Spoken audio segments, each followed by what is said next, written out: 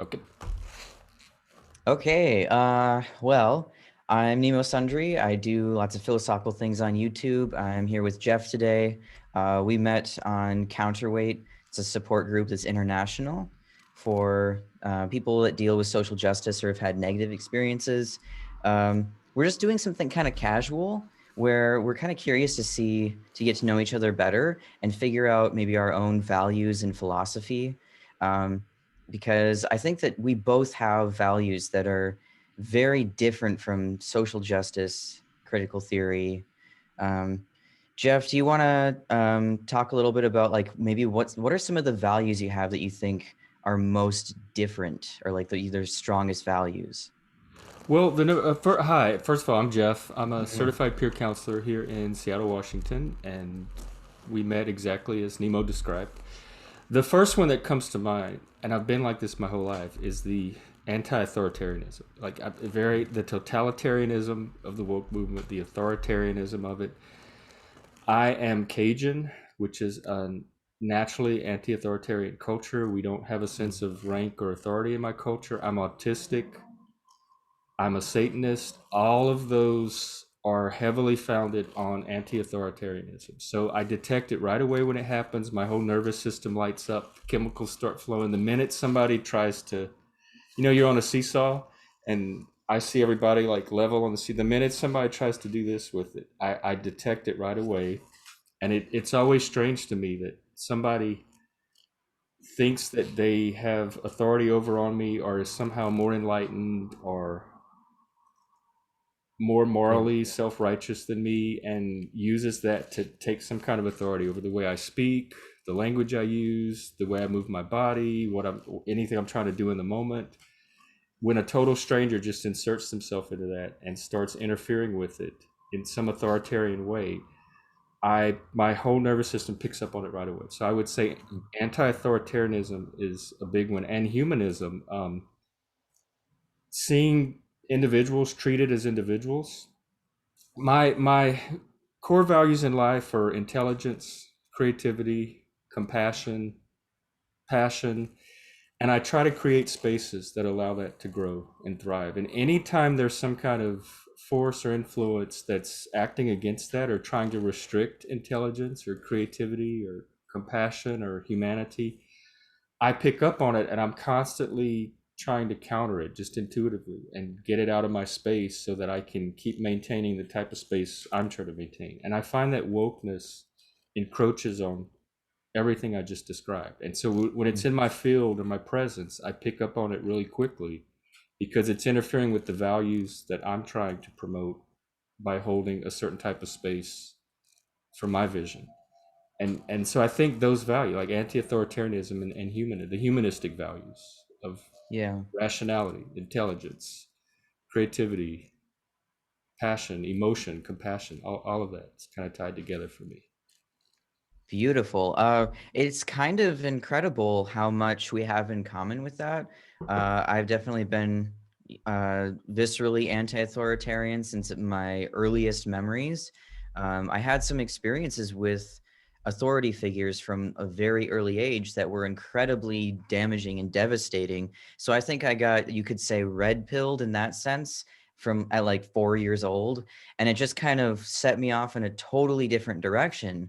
And so I find that some people, well, this is a thing about childhood development. So I'm a youth advocate, youth mentor, researcher, that kind of thing. And so I focus a lot on youth issues, or I use that lens. And when you have a kid's autonomy being threatened or violated, or they perceive it that way, so there is an authority figure coming after them, there's really two ways that a kid will diverge depending on their development of personality. One goes very external, and so they're acting out, they're loud, they're rebellious, that kind of thing. And then one kind of internalizes it and they go inward. Some of this is based on extroversion and introversion, and there's other factors. But I think a lot of kids, they internalize that stuff. And so they become obedient, or they just want to fade away in the background. So they're not bothered by authorities. And then they just kind of do it that way. But there's people like me and you who are the like rebellious ones that are antagonized by it, and immediately we just say no. And that's it comes with a high sacrifice. It's expensive, you could say, to stand up for yourself when you're in an authoritarian environment. There's a high cost to it, but if it's a person like me or you, then we understand the extremely high cost of obedience. And a lot of people, they live so long, I think, being obedient so much of their lives that when they finally start to wake up or something shocks them, they're already trapped in this, like, almost like a matrix. So they have this sense that they have a lot to lose. But I think some of that's an illusion. So um, I've been ostracized so many times with social justice. There are people that are nervous when they talk to me. They're like, Nemo, you're gonna ruin your reputation. I'm just like, that ship has already sailed. There's nothing left for me to do. So I have nothing left to lose. I'm free. And I'm fine being the outcast. And so, like, here we are. We have a different opportunity on our hands, I think. Yeah, I mean, same here. I've watched it take hold, and like I said, I don't really come from a really authoritarian culture, so Mhm. I didn't see that level of obedience so much growing up. And my siblings, my classmates, were kind of loose and free around that. Um, Mm. but I have noticed it as an adult. I've noticed it in workplaces, especially the more corporate, the more I seem to notice that. Socially, Seattle and the Pacific Northwest is kind of very obedient, polite. I Mm. find it authoritarian. Um, oh, I lost my train of thought. Um,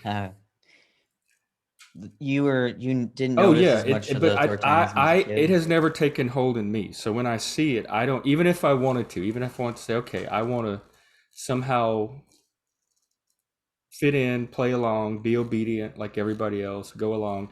I cannot do it. I cannot do it internally. I don't even have the mechanism inside that would even begin to know how to do that. And Yes. so when I see other people that are kind of inculcated into it from an early age and then they encounter something that wakes them out of it, I didn't have that state. Like, I didn't go through that stage of it, so I have a hard time.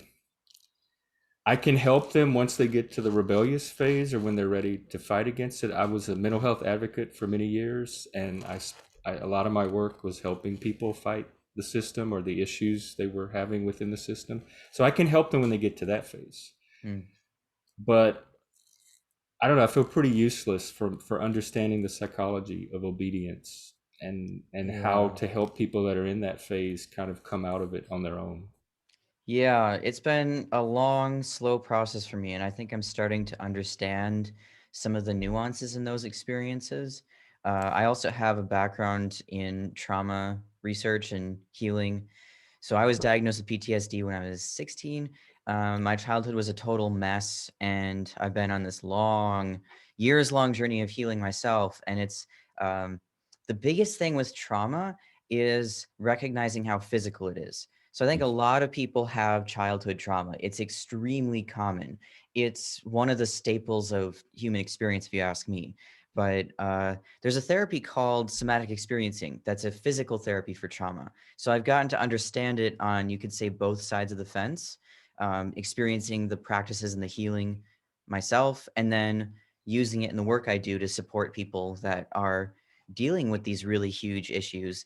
And the founder of somatic experiencing, his name is Dr. Peter Levine, and one of my favorite quotes from him is he says that trauma is a natural, common experience, but it doesn't have to be a life sentence. So, kind of tying that into the cultural craziness we see right now, I really think that social justice has captured a lot of people's real traumatic experiences, and it tempts them into playing victim.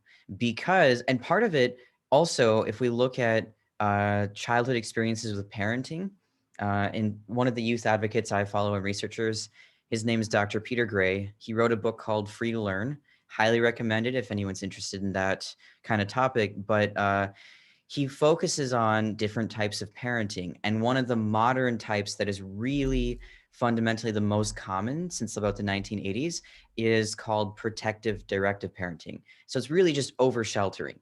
They're not really good with how to treat your kids well and be respectful. They tend to be very authoritarian, like parents in past time periods, but they think that they're doing better than their parents and previous generations because they shower their kids with things, if they can, if they're middle class or up from there. And so there's this weird dichotomy where the kids have low autonomy. I mean, I think your experiences are actually somewhat uncommon. That's fading away. So most kids really are over sheltered, and everything in their life around them is very controlled. So they learn to replace their need for autonomy with materialism. And as a result, their real problems are not taken seriously, like the control from parents, teachers, school system. So the need for autonomy is devalued. So they figure out, most people figure out at a young age, if I can create a problem that seems real and legitimate, then people take it seriously. And if that goes down the wrong path, they're emphasizing these materialistic issues instead of the need for autonomy, respectful relationships, all that stuff. And that creates the desire for victimhood because you can get people to take you more seriously. So victimhood is this power grab for Mhm. people that don't have that autonomy. I've been tying wokeness to materialism for a while. It's a materialist philosophy. Yeah. It's the triangle, the victim, perpetrator, Mm, rescuer is what it seems to perpetuate. And the healthy version of that is instead of victim, you have person who's suffering. mm, Rescuer would be somebody who cares, and perpetrator would be somebody who is assertive. And that's the healthy version of that triangle. But I see the dysfunctional version being perpetuated by wokeism. I was talking about this with the peers just this morning, in fact. Trauma. I have PTSD. I watched my partner die in the ICU in 2007. I've mm. never been the same since. It changed my entire brain. It's a form of brain damage almost. It changes the hippocampus, the amygdala, the prefrontal medial ventromedial cortex. There's brain changes that happen in trauma. Yeah. Microaggressions, being called the wrong pronoun, somebody making you feel devalue because you're a certain race. That's not the kind of trauma I'm used to working with. That's not the kind of Mm, trauma that's going to change your brain. That's kind of first world problem trauma. And that's the trauma that wokeness seems to center around. And when I get clients like that, that's not trauma. I would work on building resilience. I'd work on shifting the locus of control from an external one to an yeah. internal one. I would not use the same techniques that I would use with somebody that witnessed a death or Hmm. had went through abuse or rape. That's trauma that I can use actual trauma techniques that help with PTSD on. But the woke stuff, I would use a completely different skill set. I don't address Hmm. that as trauma. And also, no, we grew up playing outdoors. We climbed trees. We ran around the woods. There were snakes everywhere. We ran on the three wheeler, and we played chase with the neighborhood kids. And we got into trouble, and we scrapped and worked out our different. Kids these days are growing up on screens, televisions. Nobody plays Hmm. outside anymore. Everything is organized sports. If they have any kind of activity, oh, it's regimented, it's organized. Everything. We're moving to a more technocratic model of everything, and there's not this free play where kids kind of develop that resilience and learn how to Hmm. negotiate this stuff on their own and develop this kind of autonomy with their peer group. So I think there's so many factors playing into this that's being brought to light as wokeness makes its way more and more into the public consciousness. People see the effects of it and the factors that contribute to it. Yeah. Yeah, it's honestly, it's really incredible to hear someone else say things that are similar to what I've been saying because I'm really concerned with how much there are certain really epidemics in our modern world that most people don't ever seem to reference. And so I think like childhood sheltering is one of the worst epidemics we could possibly have. It's extremely common, and if I'm looking at different forms of child abuse and neglect, I do think childhood sheltering is a form of abuse. And in the grand scheme of things, with the people that I've worked with the teenagers that I'm trying to help, the people I see having these different problems that, sometimes they end up homeless or they're still dealing with poverty, so they don't even get the benefits of materialism. And in the grand scheme of things, I would say childhood sheltering is the most damaging form of abuse because it leaves the person with this kind of all-encompassing, a more all-encompassing, like holistic form of being handicapped and dependent. It's just so anti-life. It's like uh, it's removing people from the natural wilderness of the world around them, and nature, and you could even say, if they're in a suburban or urban area, even the nature of their immediate world, and just putting a kid in a bubble, they're just so fragile. And I don't say that to mock people. If you tell somebody, hey, you're fragile, they might feel terrible about it. But it's one of those things that's kind of like tough love, and like helping a person realize that they actually, all the things that they're overwhelmed by and that they want it to be this thing that's a problem in the world, a lot of it is just basic reality that is harsh and it's difficult and it's challenging. And part of the reason it's like that is because they're so weakened. And I say this as a person that was hyper sheltered, and I had a lot of health issues when I was a kid. So like I have a long history with being literally physically very weak. Like you can't really see it that well. I don't look disabled. I'm not like in a wheelchair, and I wouldn't say I'm disabled anymore, but I overcame so much when I became independent as a teenager, and I like fought for getting my own health taken care of. And in America, dealing with the healthcare system is not pleasant. But the moral of the story here, and like this crazy point I'm making, is just how shocking it is that very few people are pointing to childhood sheltering. And just like we are creating a whole multiple generations of people that really are incapable of taking on reality. And now they have this ideology on top of it that I think was really pushed by the school system to some extent. People that are suffering and struggling with ideology that it's a whole mess. I don't, like, me and you are trying to find a way to deal with this, but it's hard to even know where to start. Yeah, I'm trying to find a way to deal with it and a way to help the people I work with. It does seem like a fragility and a delicacy that I have not encountered in most of my life. Like where I come from, we have hurricanes, it's wilderness. We're a pretty resilient people, and the problems that people come to me for, that I see in my social group and social circle, are they're not problems I know how to help with. They're on such a kind of microscopic, fragile level to me that I kind of feel helpless to help a lot of the people that I want to help as a peer. Yeah. Yeah, I think in my experience, one of the philosophies that has helped the most is this kind of modern spin-off from Buddhism. A lot of times there's like people discover wisdom that you could call Buddhist, but a lot of times it's not even labeled that way. And I take a lot of inspiration from that. Two of the philosophers that I follow the most are Pema Chodron and Eckhart Tolle. Have you heard of either of them? Yeah.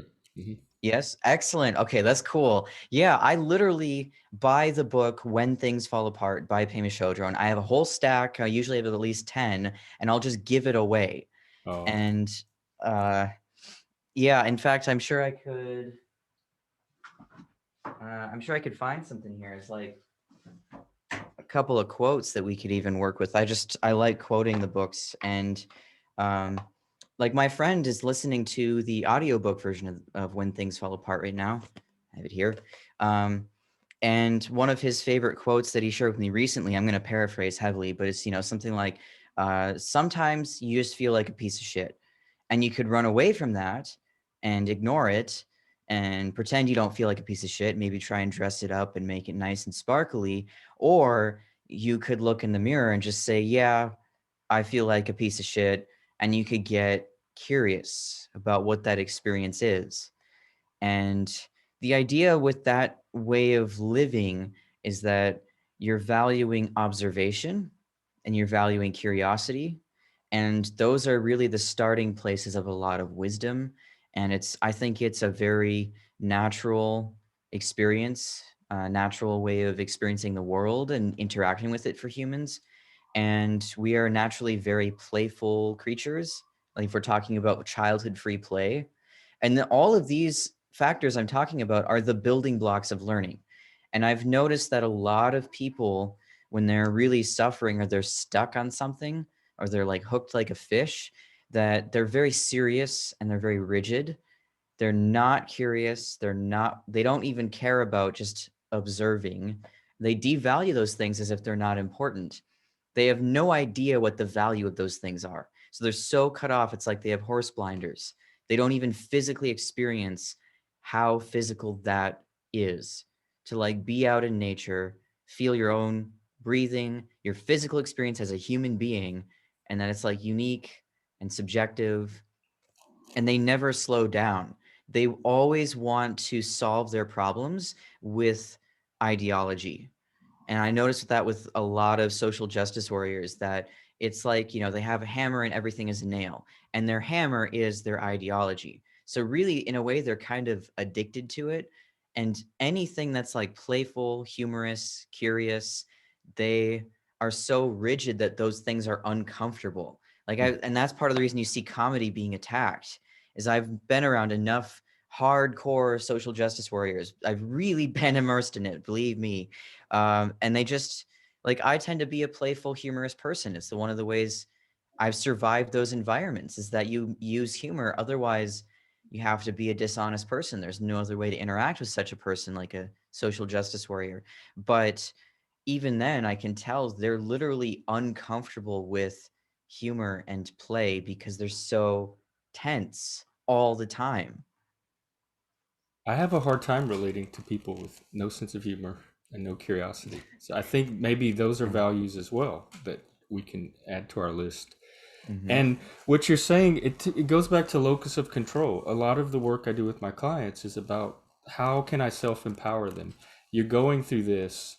What can you do in this situation? What power do you have right now to affect the situation, instead of externalizing it on what somebody else should do or stop doing or needs to do or needs to change?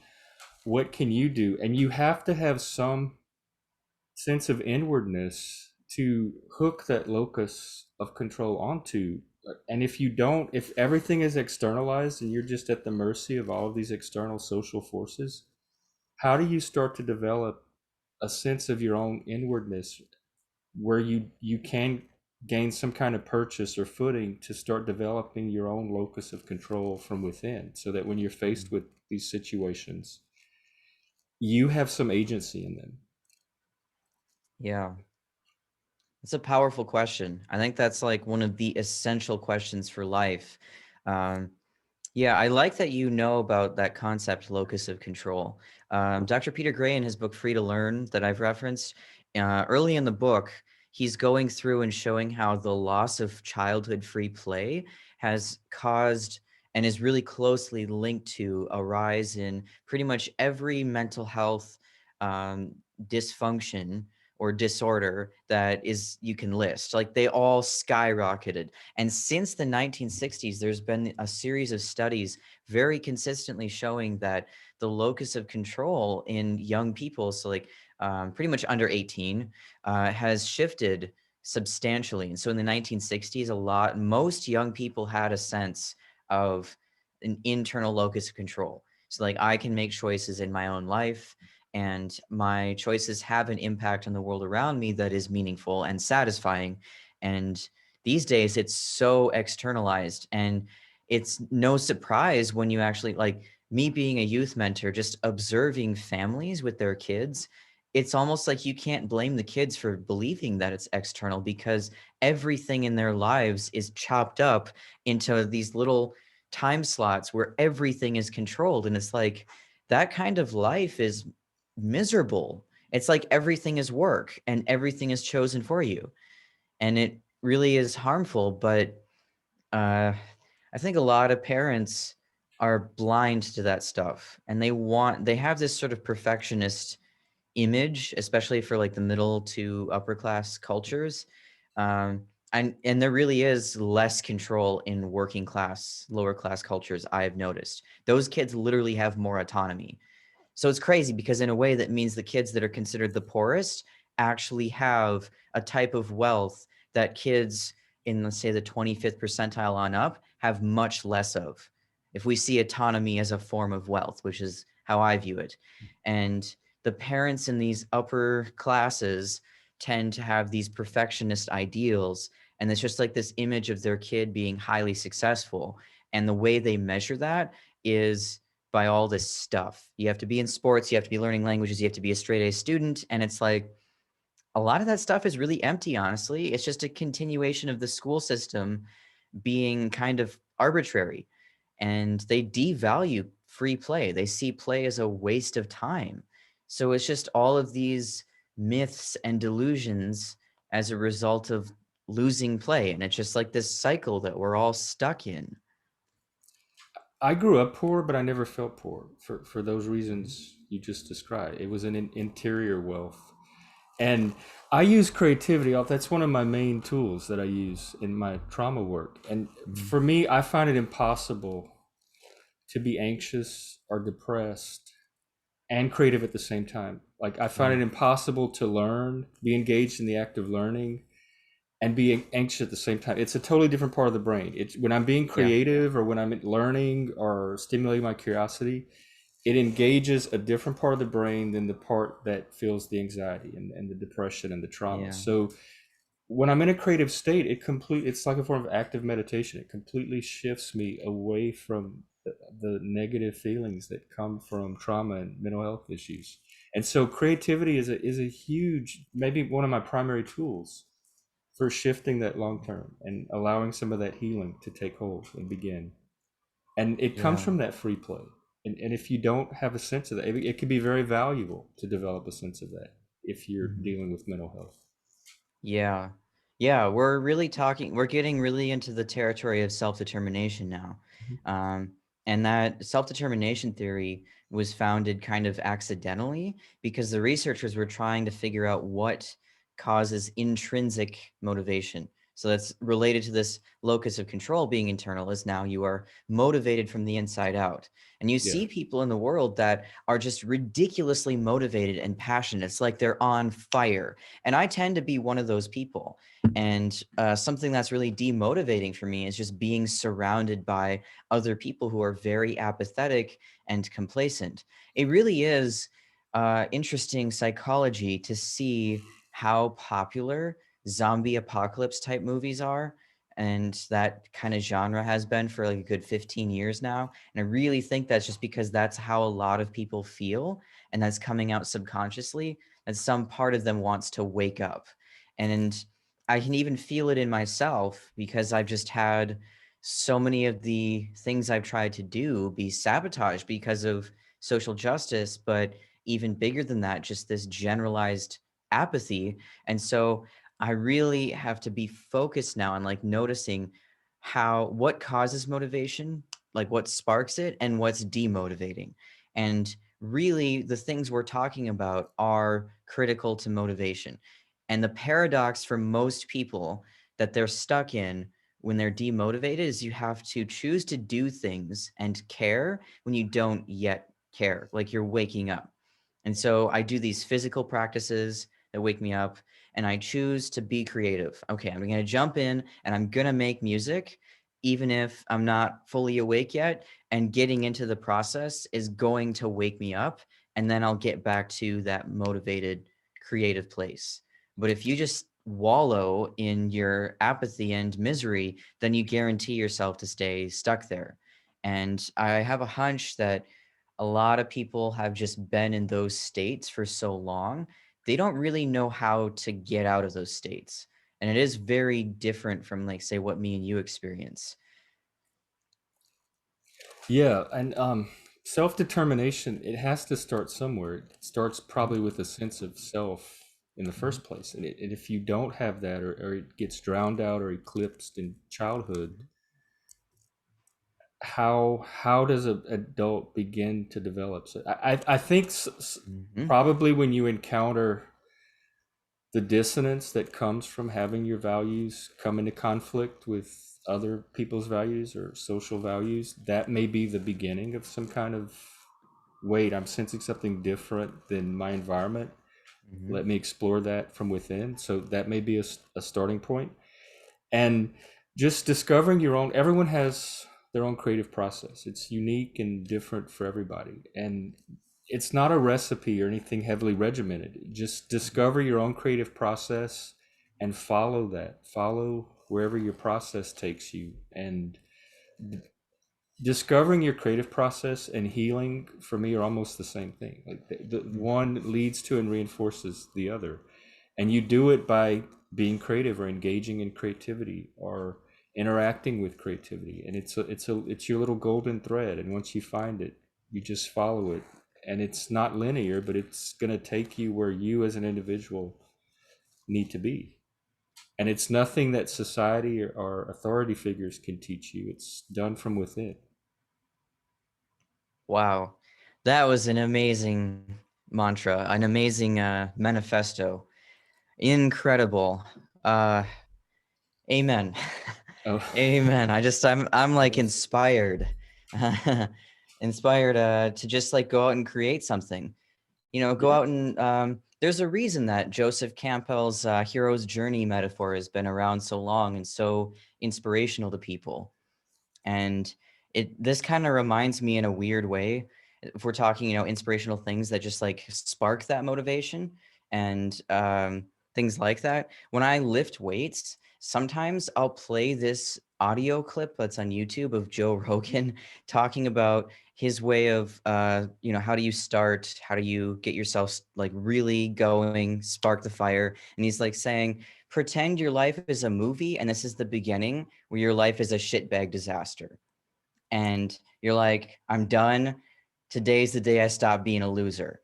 And, it's just things like that. And it doesn't mean necessarily that you're a loser. Everyone's life story is different, but you just kind of start of like, this is the beginning of your hero's journey, the beginning of the movie. And it's like, what are you going to do with your time and your life? And if I get into these like deeper places, which is pretty natural for me, um, sometimes my friends make fun of me. They're like, if you ask Nemo if he's philosophical, you might as well just ask a cow if it moves. But if I get into like these deeper places and I'm really reflecting on the bigger picture, a lot of the issues with social justice, there's all these surface level distractions. They talk about race and gender and oppression, all that stuff. And honestly, it really is a surface level thing that is distracting from a really deep existential crisis. And I've said straight to some of the people that like lash out at me and are hostile. And I've just like, I'm reflecting for a moment, like, what is the purpose of us having this interaction? I've had this interaction thousands of times over my life where they're just going to lash out. They're going to say the same old, same old. Is there what's going to really matter? And so I get to this place where I just end up like telling them, the real tragedy here is that you are wasting your time lashing out at people. Is that the value of your life, is just to go around being a bully? And I see it as like, maybe this is part of my philosophy. Like, as far as we know, each person's life is the only time that life has happened and the only time it ever will. And this is not really a religious thing for me. Maybe it is for some people or connects to it, but just as a matter of observation, my life is the only time it's happened, the only time it ever will. So we can assume there is something unique that I can do in the world at this particular time, in this particular life, that nobody else can do, which means it's as rare as it possibly can be. So if somebody is doing something dumb that's wasting time and just making life worse, I could respond to them. And I've done this before, saying like what I just said now, and then ask them, what is your life worth to you? And it's really funny because I basically tell them your life matters. And we have this movement, Black Lives Matter, but to actually find real meaning in that type of phrase, like your life as a human being matters, and you could discover something beautiful and rare, and you can create something artistic. And I just confront people with that, and I don't care how they react to me. It is what it is. And if I can expose people to that and be an opportunity for them to wake up, then I think that's a miracle. Yeah, I think you're right. The human brain is so I think just being a human, just being part of the human species with the brains that humans have is the I think it's a miracle of get to be human for a lifetime. And there's so much richness to discover in just anybody that has that or Mhm. shares that with us. And we do have a story. We're constantly telling ourselves stories. We have a story about Mm, ourselves, about others, which I call mythology, and we all have a mm, personal mythology. And the mythology that social justice offers is a very simplified, kind of Manichaean mythology of good mm. versus evil. You're the victim. You're being assaulted by evil forces. You can be a hero and strike back at the forces. Um, I don't know. I think it offers less than a humanistic mythology or humanistic story that you could Yeah. tell about yourself, or an individual mythology that you could tell about your own life. Mhm. So being aware of your stories and your narratives, and I think once you think narratively, you can see the poverty and kind of the hollowness in the social Mm. justice what they offer versus what, I don't know, other literature, art. Um, I don't know the Yeah. yeah Yeah. offers like there are richer and deeper mythologies out there, or stories Mm. that you can draw on or frame your experience in, that I think would Yes. personally enrich you and offer you more just as a human, as a person, than the current Mhm. social justice ideology offers. And maybe having people a chance to experience a range of the possibilities of what they could draw on for their personal mythology might help to put social justice in perspective as well. Because I think Amen. that's part of the issue, is it's lost perspective. It's everywhere. It's not.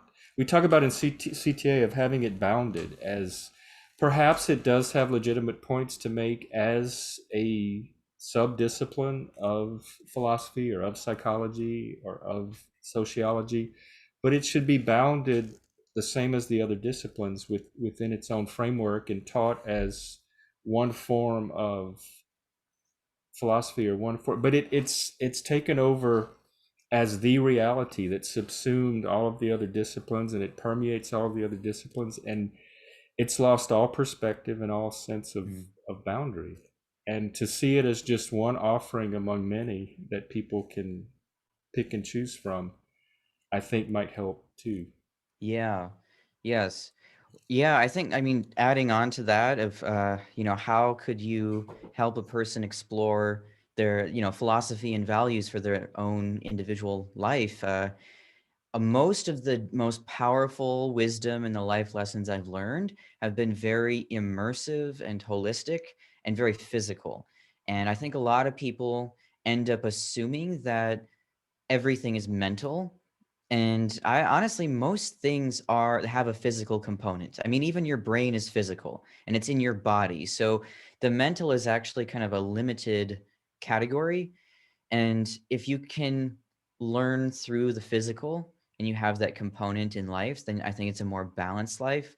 So I'm really challenging myself because I do tend to be a pretty brainy person and I've become more balanced over the years. I've had therapists in early times actually say I was kind of like a savant. I was so unbalanced from my childhood, from like being over sheltered and having health issues. But if I'm going to like I never try to convince anyone to believe anything. I think it's a waste of time. I honestly don't even care if people believe anything I say. I think it's just not a very deep way to interact with people when it's like you could be curious about each other as like here we are, two unique human beings, and we can have a very interesting, deeper experience if we're just curious about each other instead of trying to just hammer our beliefs on each other all the time. And so, what I really want to keep practicing and challenging myself to do is continue to expose people to how I am as a person, my philosophy, whatever it is. Because I think exposure is really useful as an alternate to convincing or debate, but then also try to expose people to things that might spark their own unique journey. Almost like, with a lot of people that are philosophical, you could say that are gurus, or, if it's coming from, say, more of a meditative Buddhist tradition to some extent, you could say some of those people, when they have wisdom, they say, everyone's on the path, and I am just a sign on the path. I'm not telling you what is the truth. I'm just a sign that's helping point you in a direction that you can explore. And I want to see if there's ways I can help spark people's own unique realizations. It's a path of self-discovery. It's very physical, especially if it's things like healing trauma. It's very physical. And if we can figure out some of those tools, and like, how do you help people experience their own revelations and their own epiphanies, then that's incredibly powerful. Because one of the senses I get from a lot of social justice warriors I interact with is that over time, they have this little box. It's like Pandora's box of all the things they're denying and ignoring. And it gets bigger and bigger. There's more stuff they cram in it, and they get more and more intolerant. And then they get these little glimpses of it where it opens a little bit, and they're like, no, no, no, I can't open that. Gotta keep it closed. And that keeps them stuck in this ideology, and they get deeper entrenched in it. And so I want to find ways to help people be willing to open up that Pandora's box and like have that awakening, and just have their own experiences that lead them to a state of empowerment. And I don't know, I think I'm just starting to discover those tools. I do that too, and I encounter sometimes a lot. In fact, the learned helplessness, and then I feel like I hit a wall with that. I don't know if I try to empower people and they're going to fight it or resist. I can't force empowerment on somebody Yeah. that's so used to this learned helplessness. But I am strengths based, and I try to focus on what someone can do, what Mm. not what's wrong with. I mean, I could take anybody and focus on all the things wrong about them, but what can this person do? What strengths do they have? What positive contributions can they bring? And everybody has something. So I tend to focus on those and identify their strengths and nurture their strengths and abilities, and kind of let the other stuff take care of itself in the background, and have my focus Mhm. be on developing what the things that they can do for themselves. Yeah, that is really powerful. When I was more connected in the youth advocacy world, um, I mean, I was ostracized from a recent job, and I actually have that totally public on YouTube. So I have no concern about that being public. But when I was more in that world as a professional, we had 9 guiding principles, and one of the guiding principles is strengths based. A couple of others that come to mind are trusting relationships and positive youth development. So my focus, was youth oriented, but you can apply that across Mhm. all different relationships. And some of in earlier in this conversation, we were musing on what helps a person discover autonomy and self-determination. And I just finished a research paper that's now public, and it's not behind a paywall, so that's nice. And I can release it anywhere too. And I really want to go deeper with this, but my whole idea was going beyond. It was a youth-focused thing, and I'm going beyond designing youth programs. And trying to figure out, like, so we have a lot of age-based segregation. And so the whole title and the umbrella ended up being, how do we foster autonomous age integrated communities? So when you want to get beyond a specific program, it ends up being about building community connections. And self-determination was fundamental to it. And what I found in a lot of the research was, you can build these bridges by doing 2 main things, and like, how do exposing people to self-determination in a way they actually can get a glimpse of it and experience it for themselves. So you start with wherever a person is and whatever their perception is, and you try to meet them with a degree of curiosity, listening, and then you gain empathy, and you get to know how each person is as their own unique person. And you can meet them with different things that spark that discovery of autonomy, curiosity, all of these things. So then they start to get these little pieces where they experience it for the first time. And self-determination is so interlocked with relationships, because relationships are one of the 3 main factors. It's relationships, competence, and autonomy. So the other way you can create this whole opening, this whole gateway, is by not directing people. So then there's space for autonomy, but instead creating the right environment. So whatever environment you create is going to impact people differently. And so I'm really playing along with what environment can I help foster that sparks that natural discovery. And then the last piece is if you get a few, even just 2 or 3 people in there that are somewhat motivated, like say if it was me and you and we're already in this environment as participants, we can almost be like the starter Sure. that inspires that because of us as the example. So those are the things that I'm really working on. And the only problem that I face now is a lot of people are apathetic. There's a lot of isolation in the world. All of these COVID restrictions, at least in the US, as far as I know, has made it really, really difficult. And it's between all those three, I'm finding it's an uphill battle.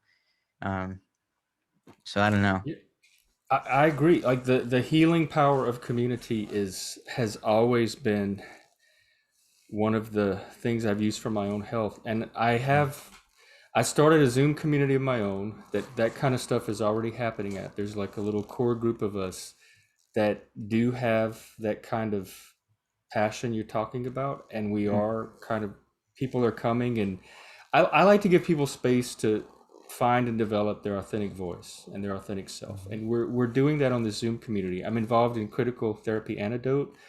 We have Zooms also that this is happening on. I can see it happening in Counterweight. So that sense of community, and at least all the groups I'm involved in, I do see those people coming together, and I do see it happening at least on the Zooms that I'm a mm, part of. And I truly believe, I hope that when we do reopen and go back to whatever normal we go back to, that there is that opportunity for it to spill over into real life and start having these connections expand offline into real life. But yeah. even online, it's a start. My Zoom, we have people can come, and we invite people. It's a platform. Any kind of passion or interest you have, is there something you want to teach? Is there a group you want to lead? Is there a skill you want to share? Do you have an art form that you want to bring other people into? We have breakout rooms. We have a platform you can come, and everything we do on that platform now has grown out of the people that have shown up and said, hey, I do this interesting thing, I'd like to contribute it. Why don't we make a room and do this? Why don't we do this? Why don't we do this? And so we Mm, are a place where people are coming together and exploring their talents and sharing them with others, and it is connecting people and creating community. And it's also happening in CTA as well. mm, So I think you're hitting onto something very crucial, and I think the momentum for something like that, possibly because of mm. COVID, is happening right now. And so to find a way to, I guess, build on that and bring whoever needs that into it. Yeah. Yes. I always try to connect the philosophy and the research and the theoretical type stuff to something in the real world. And because I'm asking the question of, what can I do with this in the real world? In some ways, I'm very action oriented. I'm passionate, and I've been really frustrated and restless because I'm finding so many barriers every which way I try in every avenue for so long. And it means I'm getting stuck in this theoretical world where I keep building my knowledge and skill, but it's so hard to actually do anything with it because I'm so stuck and like isolated and like kind of disenfranchised. I've just been ostracized so many times. And and I'm sure I'm not the only person in this situation. I definitely think a lot of people, we're all dealing with a similar problem, and it's big enough. We're all entangled with the same problem, just we may have different positions we're in, entangled in the same thing. And if we can do calls to action for each individual person, like right now, in a way, we're speaking into the void. We're doing a new thing. We don't even know who it's going to reach or when. And it's like, what could we offer as a call to action that's open-ended enough for like each individual person to kind of like, oh, I can take this, I got it, it's inspiring, it's lighting the spark, and they can run with it. And at this point, I'm almost just like, anybody I interact with that has similar values to me and you, or at least a concern about social justice, or they're feeling apathetic or frustrated, they want to do something meaningful and purposeful in life, anybody like that, I just want to say to them, like, what is like, take a day and reflect, talk to yourself, write it out, meditate, be in silence, do what you need to do, and just say, what are some of my core values that really speak to my heart, I'm really passionate about. And then after that, you say, what is one thing I can do now and start working on that is going to have an impact in the world, so it's not just theoretical and stuck in my head. And I think if we can start encouraging people with those questions, then who knows what's going to take off. And I'm also really glad that you have some established groups here that you've referenced. And I think, we're talking about starting with those. Yeah, I think the same thing. I did a ton when COVID started. I've been on lockdown since March of last year, and everything I've done for the last year, I've done from my bedroom. And I had 10, 15 projects going throughout the year. And I'm a collaborator. I can do stuff on my own, but I really love putting my creative resources together with another person or a Mm, group of people. So I would take the projects to a point where, as far as I could take them as an individual, and my obstacle was finding the people that could take it from that point or help, like, combine with what someone else was doing. And so by creating these Zoom communities, that collaboration finally started to happen. And I could take these projects that I had been working on by myself over the last year, and I could finally start combining them with what other people were doing that were also isolated, working on their own projects, but reaching that point where they needed that collaboration to move things forward. And that's kind of what has been happening over the last few months with these Zoom communities. And mm, I would say, if anyone's in that situation, come hang out on the back porch, join Critical Therapy Antidote. It's a community for anyone with a stake in mental health profession, practitioners, paraprofessionals, students, clients. Join Counterweight. We have a Discord. We have a CTA Discord. I have a mm, back porch Discord. I had a philosophy room on the back porch for a while because there were people interested in discussing philosophy and they wanted a place to do it. So we have the ability to create rooms for whatever your interests are. Just come hang out with us. Chances are you may find that person that you can collaborate with to take your project to the next level or start some of that self-development or exploring your creativity. So that's what I can offer just right now. And from there, we see where it grows. yeah. Yes. Amen. Yeah. And we'll put all, links to this in the description on YouTube and wherever we kind of publish this thing. Um, I've paid a little bit of attention to the time. We've been talking about an hour now. I think that's like a good length for just like a kind of podcasty conversation. But the last thing I wanted to reference to was just so talking a little bit about counterweight, and then how me and you got encouraged or inspired to start our collaboration here. As far as like values go, sort of values and strategies, something that I think you and I have both noticed in counterweight. So that's a support group that's international. It's mainly run through Discord, and it was started by Helen Pluckrose, one of the public figures from the UK that criticizes social justice very publicly. And it's an excellent group and it's very active. It has tons of different like channels for people to talk about different topics. And I've had pretty much almost entirely positive, good experiences and if you ask for advice, there's tons of people there that are going to try and help to the best they can. The one thing I'm noticing as the counter movement to social justice develops its maturity is that this is like where the rubber hits the road of like, now it's not just this hypothetical where we're criticizing things on the internet and then it has no real world impact really, but that there's actually concrete desire to get assistance and give assistance. And so now we have counterweight, and that's like a huge step. But along with that, I think me and you, we were talking earlier, we just noticed that some of the methods on counterweight so far are They're like useful tools for certain people in certain circumstances. They're just very diplomatic. They're more on the cautious, I would say even maybe polite side of things for people that are maybe in professional environments where you have to be like really polite or whatever. And something that I want to help to like discover with you, us being the kind of rebel anti-authoritarians, is how do we have the harder hitting, maybe more assertive, provocative, maybe even a little bit aggressive methods that like really tackle this issue because it's so unbearably pathological and cruel. I want to be a little harsh. I want to be blunt. I want to be bold. I've already been targeted and ostracized, and I stood my ground, no holds barred. I'm a very blunt person, and they were very disturbed by that when I did that in those environments with like social justice cultists or whatever. So I want to like throw it out there that me and you we're trying to figure something out. You know, like what strategies are out there. Yeah, and I've been an advocate for a while, and my advocate is a little more assertive slash aggressive. So I have some experience with tactics like that. That may I just like to cut through the bullshit and get everybody to the table and figure like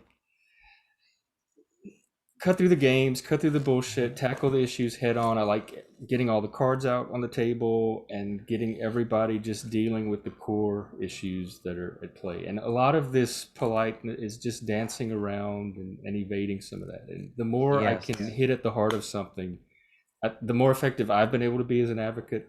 But it does come across as aggressive to a lot of people that use these other methods. So I'm totally down for something like that. And I have a few years of experience under my belt doing that kind of work. Yeah, that's So awesome. maybe our next podcast we could explore something like that. Yeah, definitely. You know, yeah, getting deeper into it. Okay. Yeah, I guess anything else we want to reference? No, we'll put the links to Counterweight and Critical Therapy Antidote, and I'll put the link to my back porch Zoom. Yep. And I'm on social media. It's at Primal Hex. My name is Satyr but the address is at Primal Hex. I'll include that too. And Hmm. I think that's where you can find me. Is that Um, on Twitter? yeah, on Twitter. Okay. Yeah. Yeah, I'm mainly on YouTube right now, Nemo Sundry. You can find me pretty easily that way. I don't think anyone else has that name. And I'm just trying to get my philosophy and my music out there. So that's the kind of stuff you'll see from me. And me and Jeff, aka Stater Punk, we're pretty well connected through the Counterweight Discord. And so you'll definitely catch us around if you join any of our groups that we're in. Um, Otherwise, Jeff, thanks for doing this. This was an awesome conversation. And Yeah. to anybody out in the world, in the void that's actually listening, thanks for checking in. And I'm really excited to hear what philosophy other people have to bring to the table. And speaking of getting music out there, the back porch has open mic every Friday from 4 to 6 Pacific time. Musicians, songwriters, performers, poets, any work you want to share, we have a space for you to do it. So join us, or you can just come as an audience and listen. Yeah, awesome. Okay, well, I think that's it. You want to stop recording on your end? Sure. We'll see you on the next podcast. Take care, everyone. Bye.